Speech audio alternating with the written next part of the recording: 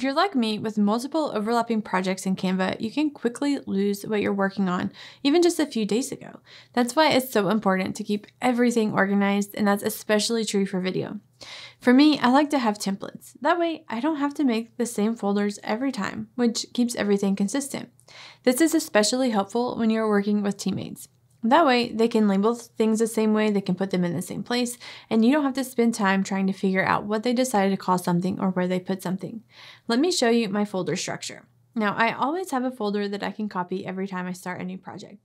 Inside that folder, I have an assets folder for all of the photos, songs, logos, and other assets I need to make the video happen.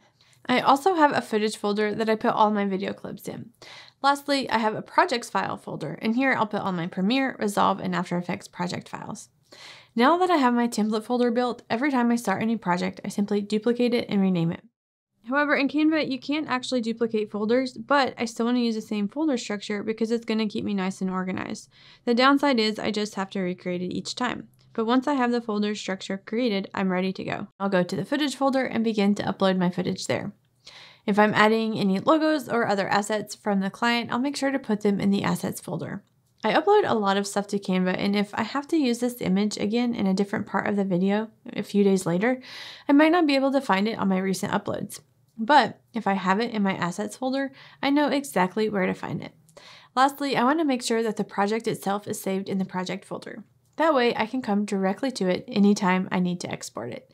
Just remember, if you make different versions, don't forget to make a copy of the project. Otherwise, you might end up editing the same video twice. That's my basic folder structure in Canva. Don't overthink it or make it too complicated. Remember, simple is better. Are you ready to take your Canva editing skills to the next level?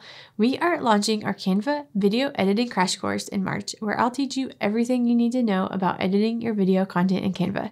Check out the link below to sign up and be the first to know all the details.